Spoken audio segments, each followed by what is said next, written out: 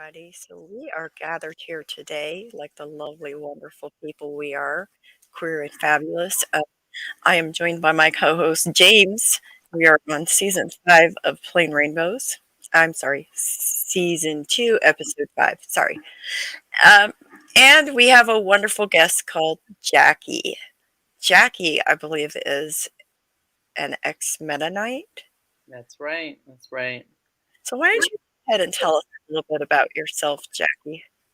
All right. So I grew up in the Eastern Pennsylvania Mennonite Church. Um, my dad was a bishop in that church, and that's all I knew until I was 25. And I decided to leave for various reasons, a variety of reasons. Um, But one of those was to pursue music. Another one was because of my sexuality. Um, and then after being away from that for a few years, I discovered another layer of the onion, so to speak. And I started transitioning. So I'm a trans woman, and I'm very happy to be here with you today, Mary. Thank you. I'm really excited to hear what you have to talk about. You want to say hi, James? What's up, Jacqui?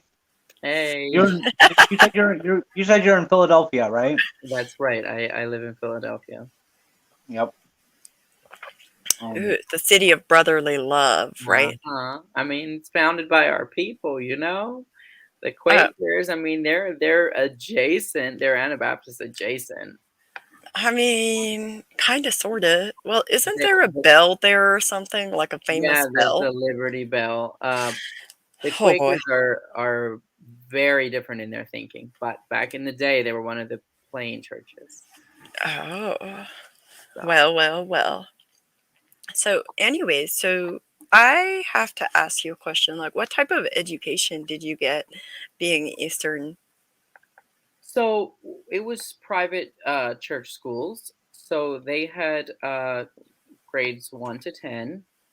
And they would hire, people from the church who had no prior experience or education past 10th grade to come in, and usually it was sort of uh, as sort of typical in the Anabaptist or plain churches. It was sort of viewed as like voluntary service type of situation. They got paid very little, and they were usually like 18 to 20 ish in age. So the teachers, that is. So yeah, church run school. Um, Not a lot of oversight into uh, how good quality the education was, although in some ways it was very good. So that's sort of the upshot of the church school that they have. I have a question. Did they publish their own materials for the school? Did the church regulate the materials that were taught or the Oh, topics? very, very much so. Yeah, very, very much so. They used Rod and Staff textbooks a lot, which Rod and Staff is another conservative Mennonite fellowship uh, publishing house, and they had like, I mean, the math story problems would be, Jane had 3 Bibles instead of Jane had 3 rings. That was the main distinction. So it was important to control that. We didn't want people to know about the rings. So she had 3 Bibles. But Uh, what's wrong with the rings? well, obviously that's jewelry, so we couldn't possibly anything worldly was weeded out. There was at the end of every lesson there was a Bible verse because math is just so incredibly related to the Bible. I mean, were they counting the Oh, people that Jesus ministered to in the Bible? but sorry, I didn't understand. Were they counting the people that Jesus ministered to in the I mean, Bible? the 5,000, I guess, and the feeding of the 5,000. I don't know. There was a lot of biblical story problems, and just like it was very Bible based. Also, they would have World Book encyclopedias from the 80s in our 90s and 2000s classroom. because everything is holier if it's a couple decades old. That's how they roll.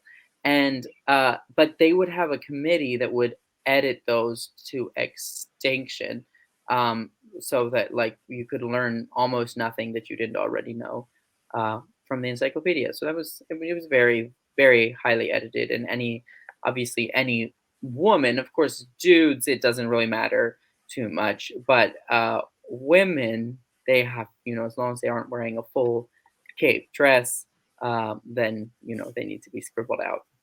So I'm sorry, what? so I mean, obviously, any type of worldly clothing, especially on women, in pictures of women in the encyclopedia or any other textbook. We would get textbooks occasionally, like in geography, where we did not have the mental bandwidth to produce our own. Uh, we would get textbooks from places like Bob Jones University, which is a very conservative university, um, and they would often have to edit out like photos of anything that wasn't in uh gosh. I'm still like, hold up. Like I'm still stuck on the whole like. So let me.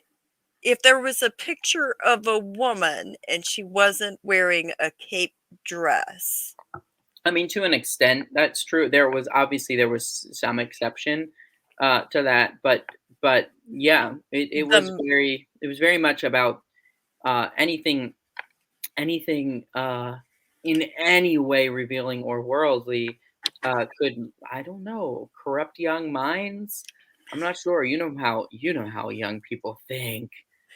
Definitely not the library committee. The library committee why you definitely gotta say thinks it like that? You just, you. Oh my God! No, uh like, well, du vet vid Juile Dinge. You know, she thinks. yeah, Yeah. Okay, so it's a very controlled environment with limited access to like current yeah. information, current Limited access. scientific information, current like did they teach science? They did teach science in their own produced science books. It was like I did not. I went through 10 grades without ever encountering or learning anything about the periodic table of elements. Although I took a science course for every year that I was in school. A lot of it was about creation and about how wonderful God is because He made this thing called chemistry, where if you put this baking soda and vinegar together, they fizz. So it was very very rudimentary, especially when it came to the sciences. So mathematics, it was a strong educational mathematics. I would say uh, relatively strong on English. We were diagramming verses from the Bible sometimes and diagramming just like absolutely banal sentences.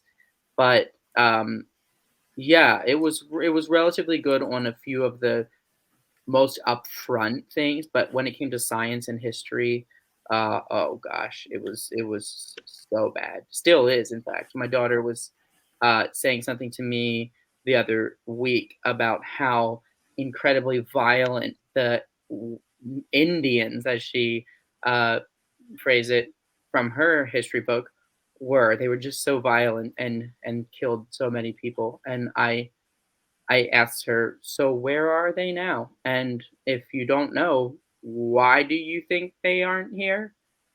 Because the fact is that the white settlers killed the majority of them. So Yeah, it's very on very a different podcast episode, Mary and I talked a little bit about the fact that the early Anabaptists that came here to America displaced the Native Americans because they bought up all their land and their hunting right. ground, and have yet to make that right. Yeah, well, that's never going to happen because they were entitled, as they are in so many ways, entitled to things because of their religion. I have more sympathy for the early Anabaptists because they were often fleeing actual being killed in Europe, but still, it's just, and the fact that they teach things like that from such a slanted perspective in the schools today, it's very sad.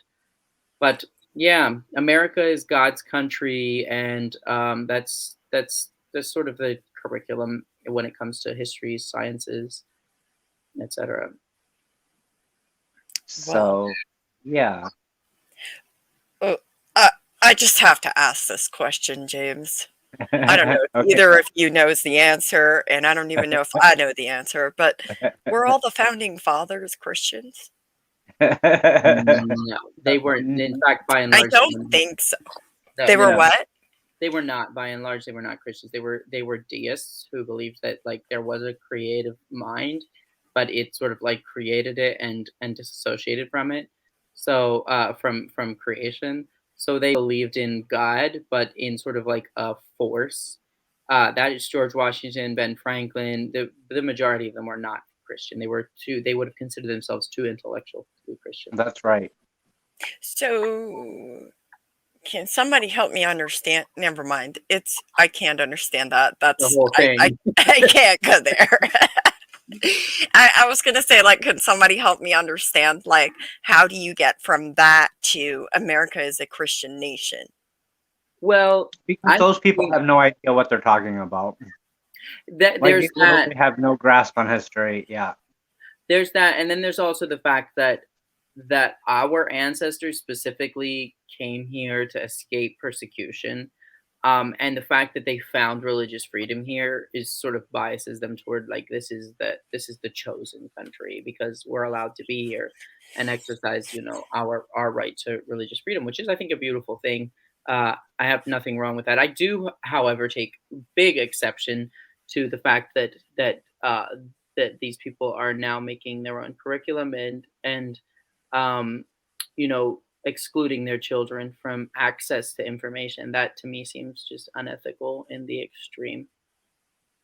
I think it's a basic human right to have a free and appropriate education for children as a whole, and so that's why it's really sad when you hear about the education in this context. So, like, I'd like to kind of like talk a little bit about where you are today in regards to education, like what happened when you left in regards to education. So before I left a few years, so I graduated in air quotes from school at 10th grade because we were not permitted to go any further than that. And that anything further than that is higher education and it's extremely suspect because I I personally, in my cynical way, think that because one might learn to think. Um, so it's dangerous. So I went in 2014, I think. I went and took a GED test in the state of New Jersey. I'm married and moved to New Jersey in 2012. And I took a GED test in the state of New Jersey.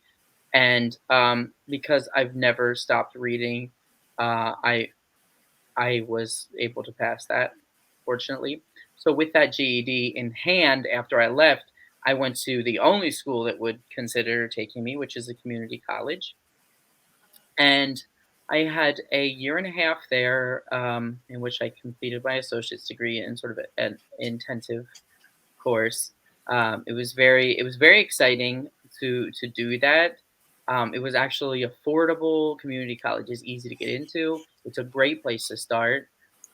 It costs you, if you have no federal help at all, it costs you about 5 grand a year, which is incredibly low. But for the most part, anybody who's over the age of 25 is going to get a Pell Grant that's going to mostly cover that.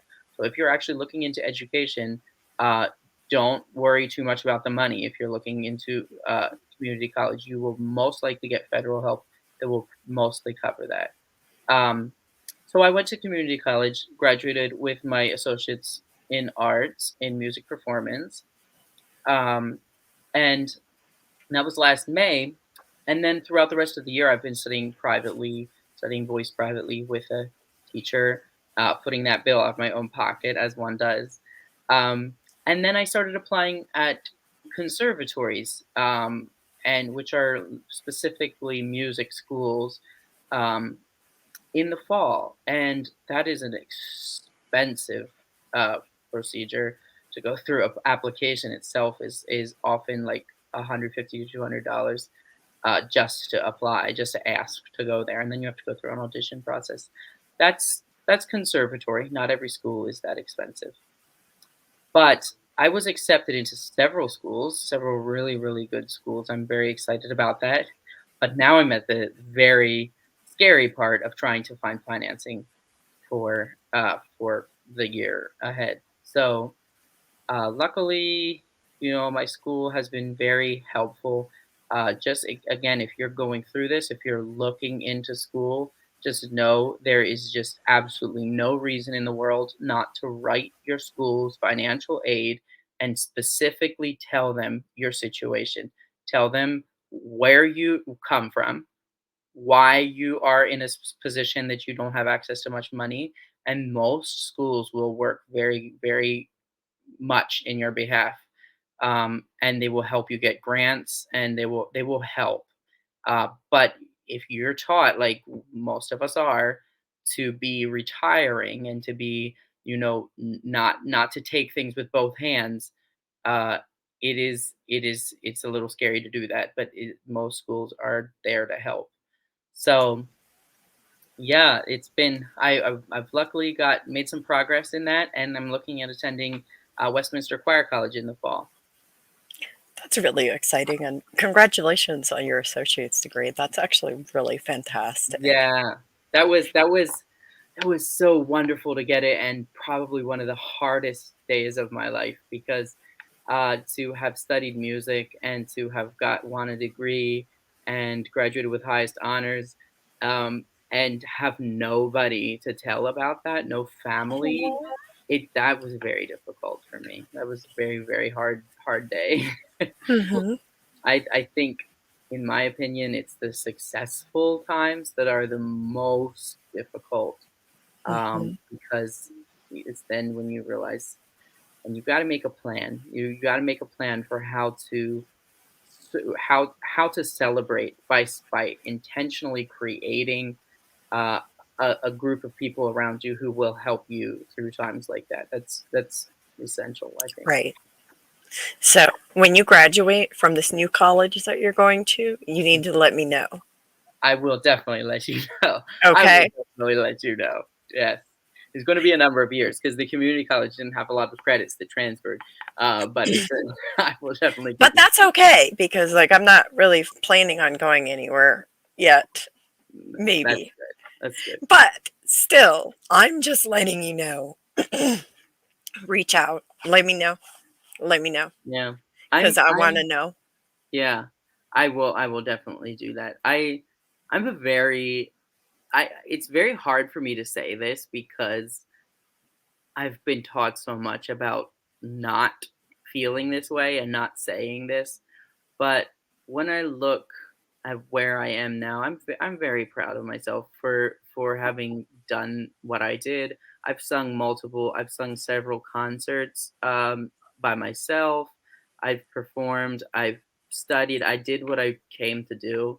I did what I always wanted to do, and it's very fulfilling. It's also, it's a struggle, but it's really feels good to have invested that into yourself.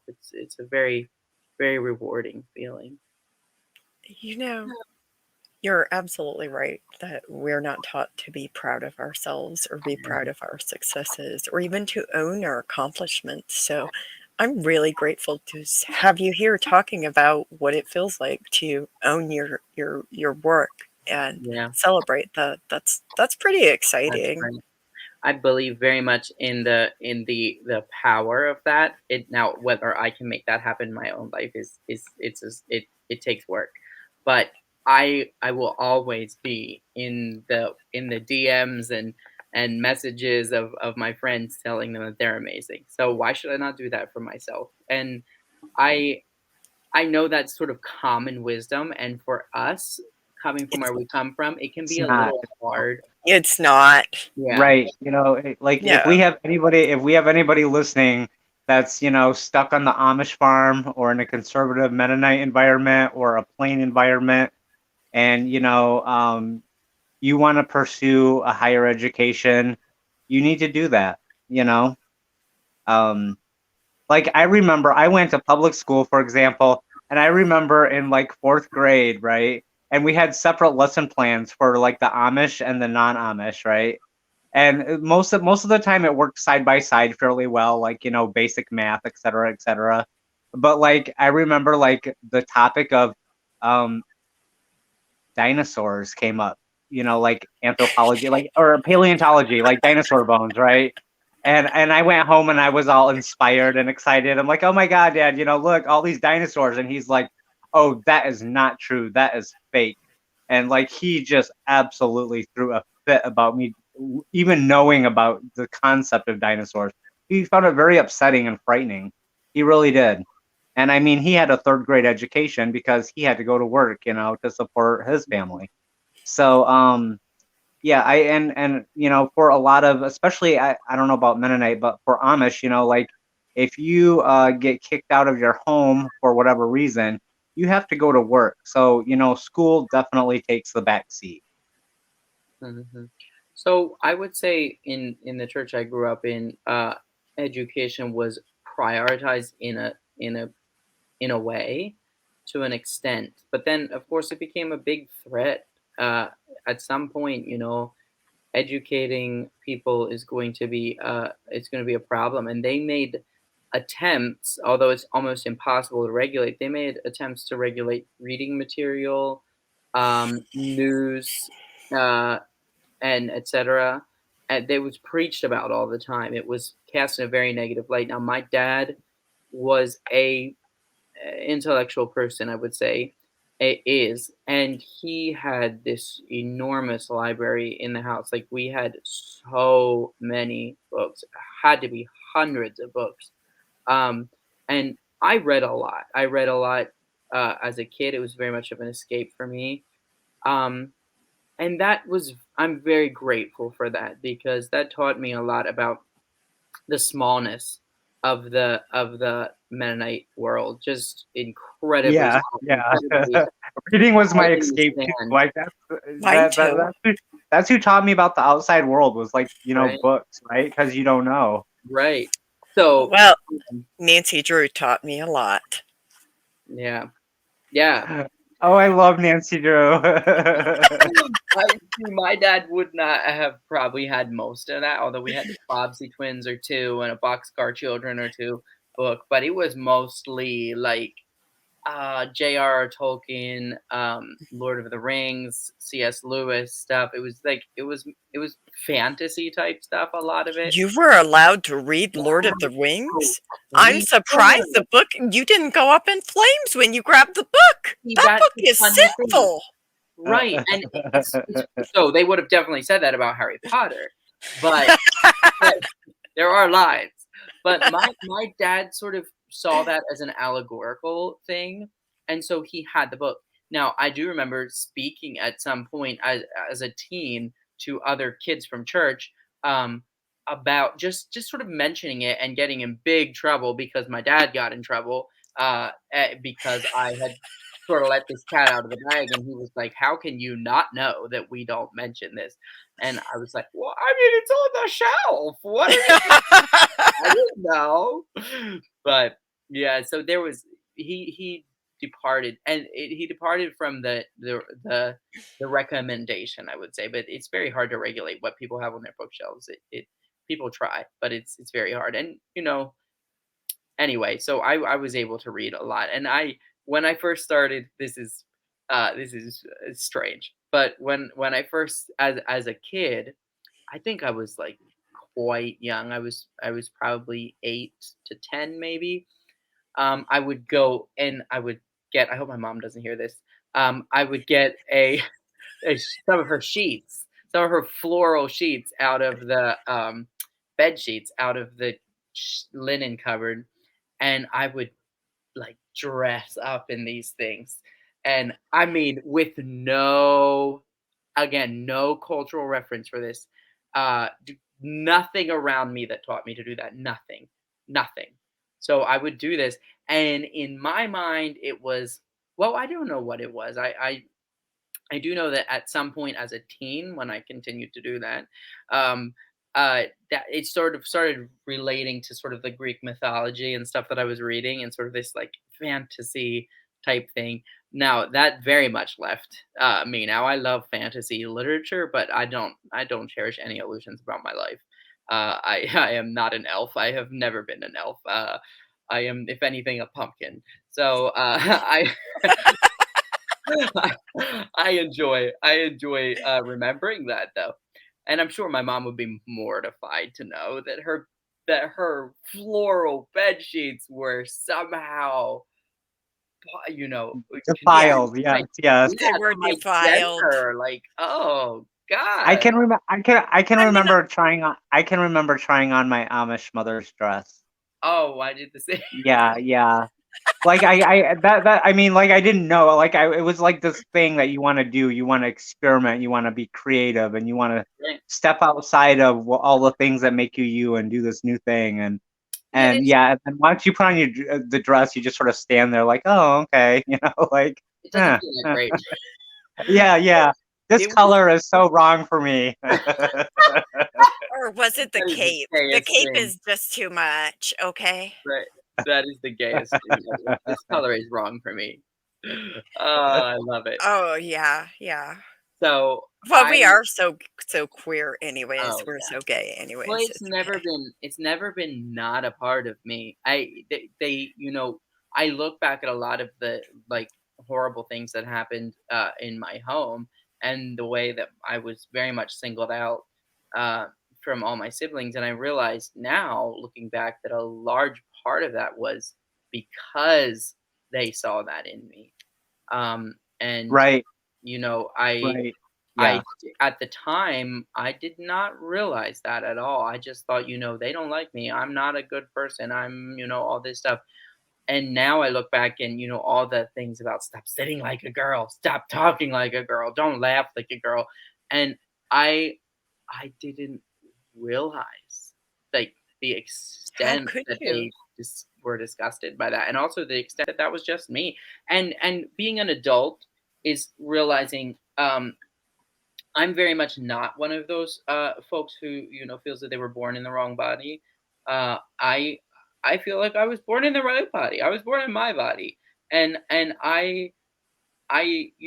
who I was and who I am. There's an unbreakable chain between the two. That it's always been me, and I just had more and less levels of freedom to express who that person is. Um, I was sitting in a coffee shop the other morning, worrying my head off about how I'm going to pay for school, and I mean, I am not one to not make heavy weather out of a light situation. I will take everything and create a problem. So I was sitting in this Philadelphia coffee shop, sipping a latte and worrying about how I'm going to pay for school, sipping probably a $7 latte or something. Um, and and I just suddenly had this moment where this comes so rarely for me, and I need to remember to do this more often.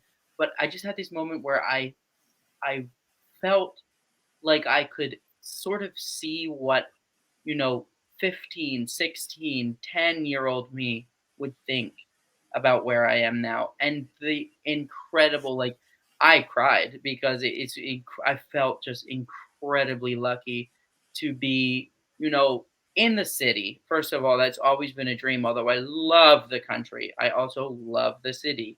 And to be in the city, being myself with my ridiculous bow in my hair and my, clothing that feels good to me and a coffee in my hand, just worrying about how I'm going to pay for college. Like, that's something that as a teen I would have killed to be in that situation.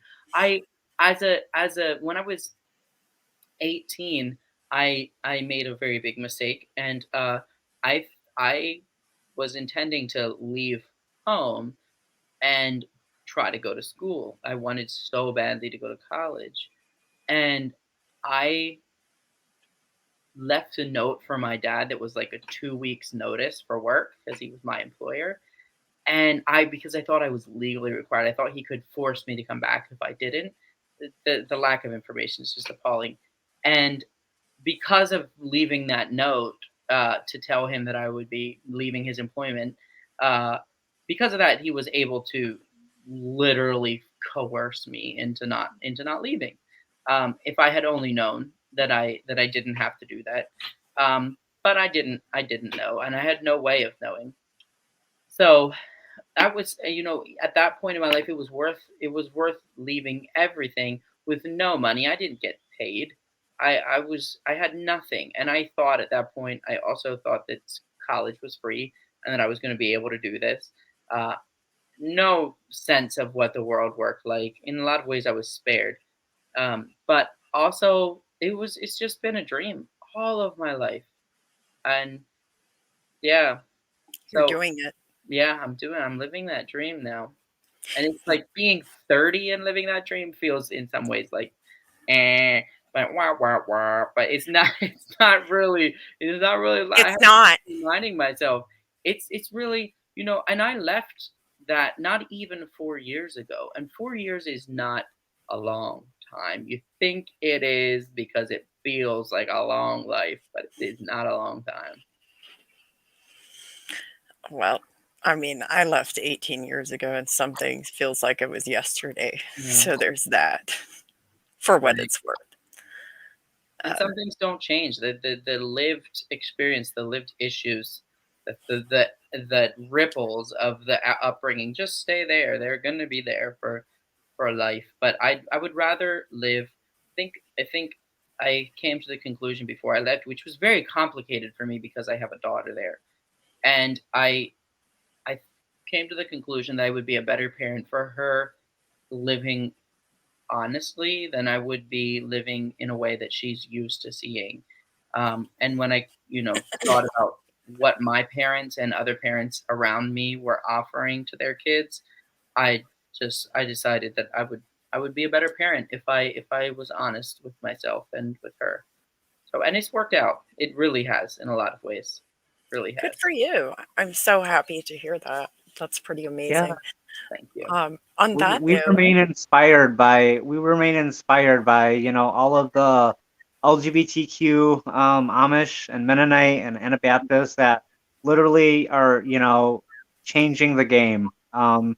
We're taking back our power, and it's a really beautiful thing to see. So It is. happy Pride to us. yeah, Right. and thank you so much for sharing all of that because it really is inspiring to know that you can get into a good college, you can get into school, you can do these things. Even though it may be difficult, there are ways around it. You can find a way to do it, to do even if it's later in life versus like doing it as a teenager when people typically do it. You can still do it. If you want to go to college, you can do it. Mhm. And on that note, I'd like to ask if you guys, like, if either of you has anything you would like to say if somebody's listening that's still within the Anabaptist community that happens to be LGBTQ, what would you say to them? Well, I there's a couple things that come to mind. First of all, the lack of information about resources does not mean there are not resources. Um, a few good connections, and I'm sure Mary here is one who you could reach out to, but a few good connections can really give you a lot of resources. There's government help if you are financially unable to support yourself. There are resources there, so don't feel trapped just because of that. They keep you not knowing that for a reason. Uh, Secondly, if you feel guilty about who you are and about you know the life that you want to live or the life that you are living, just remember that that's your brainwashing, so to speak, speaking to you, and your not your truth. There is going to be guilt. I've felt a lot of that, but there's also an incredible amount of satisfaction in having the integrity to say this is who I am. I take this with both hands and I say this is who I am, and I will live honestly with that, whatever that looks like for me. Not everybody, has the ability to live like I do, but everybody has the ability to be honest with it, and ultimately that's what counts. And you're gonna there's payoff for the honesty. Thank you. That's a very powerful message. What about you, James? Yeah, well, first of all, happy Pride, and thank you, Jacqui, for sharing your beautiful story with us and giving us all hope, because we all love to see each other thrive and live our best life, and That's we are right. living examples for each other, and coming together has been a really, really powerful experience. So, um, to anyone out there that is, gay, Amish, Mennonite, you are definitely not alone. So, thank. Ooh. Yeah, I'd like to echo that and say, like, you are not alone. If you're listening and you're currently queer, Amish, Anabaptist, whatever, at the end of the day, you deserve to live your life authentically as yourself. You deserve happiness and you deserve to be free. And on that note, have a good one.